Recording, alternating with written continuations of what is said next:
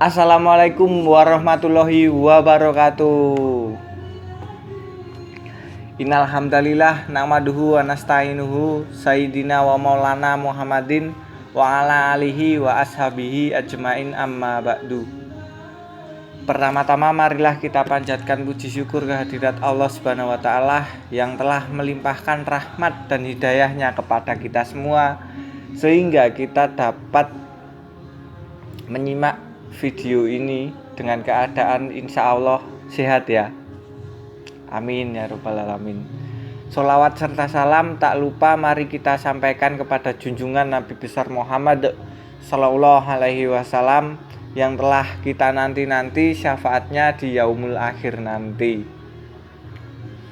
Dan di kesempatan kali ini perkenalkan, nama saya Galang Cahyo Wicaksono dari kelas BKI 6C dengan NIM 181221095 yang akan mempresentasikan atau memaparkan tentang teori etos kerja menurut Imam Al-Ghazali.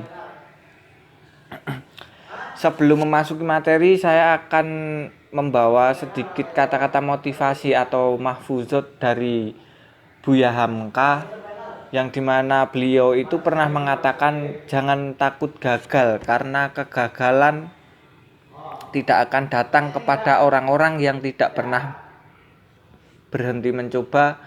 Kemudian jangan takut jatuh karena jatuh tidak akan pernah menerjang orang-orang yang tidak pernah mencoba. Maka kesimpulannya jangan takut jatuh dan gagal gitu, karena dengan kegagalan kita mampu mengevaluasi, kemudian untuk mengambil langkah kedua menjadi langkah yang lebih baik lagi gitu. Langsung saja kita masuk materi. Di dalam jurnal Substantia volume 14 pengertian Kamus bagi perkataan etos itu menyebutkan bahwasanya ia itu berasal dari bahasa Yunani, yaitu etos yang maknanya itu adalah watak atau karakter ataupun akhlak begitu. Terus kemudian sedangkan di jurnal Al-Amwal volume 7 kerja itu adalah dalam pengertian luas itu semua bentuk usaha yang dilakukan manusia gitu, itu namanya kerja, aktivitas itu kerja gitu. Terus di dalam kitab Ihya Ulumuddin, Imam Al-Ghazali itu menjelaskan bahwa dalam mencari nafkah atau bekerja, manusia itu dibagi menjadi 3 hal gitu. Yang pertama adalah manusia yang melupakan tempat kembali gitu.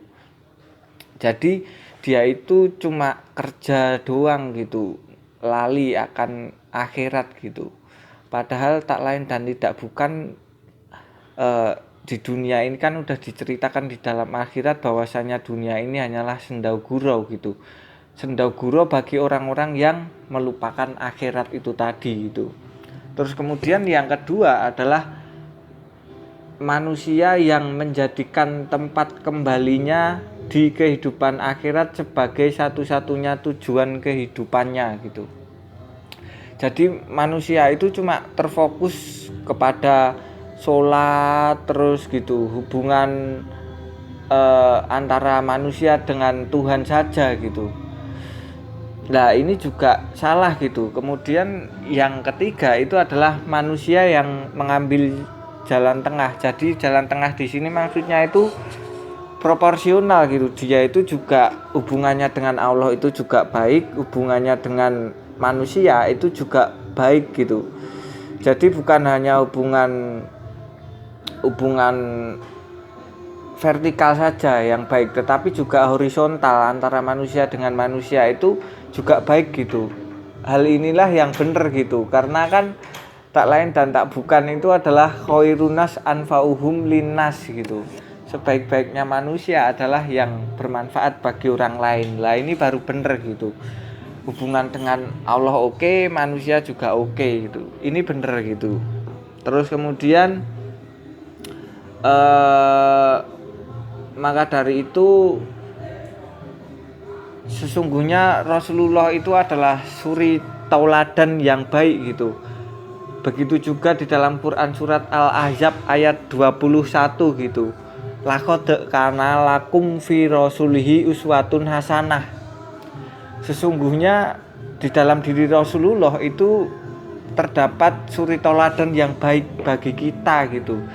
Contohnya kalau misalkan Rasulullah itu berbisnis, bahkan saya pernah membaca di salah satu hadis riwayat Bukhari Muslim itu Rasulullah ketika pulang berjualan itu wajahnya itu sungguh sedih sekali gitu. Terus kemudian ditanya sama istrinya gitu, "Wahai Rasulullah, kenapa engkau pulang kok wajahmu sedih begitu, tidak seperti biasanya gitu?"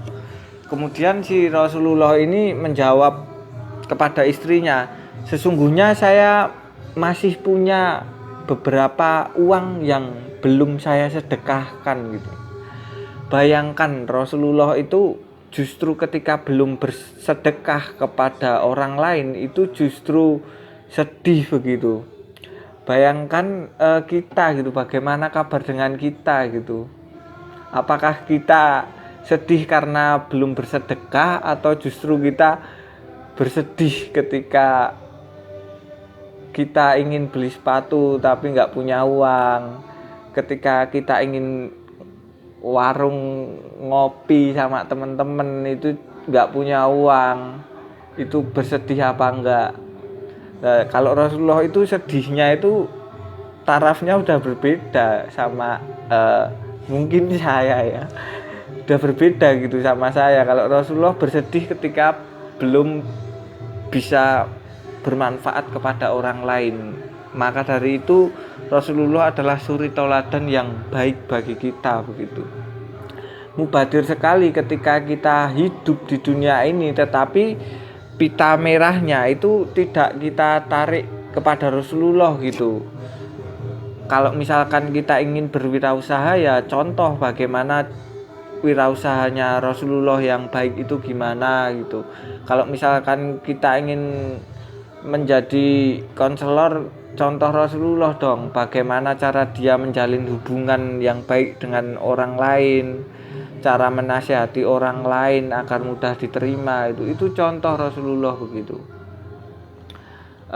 Terus kemudian di dalam kitab Ihya Ulumuddin karangan Imam Al-Ghazali itu menjelaskan bahwa dalam mencari nafkah itu kita itu juga harus karena Allah gitu.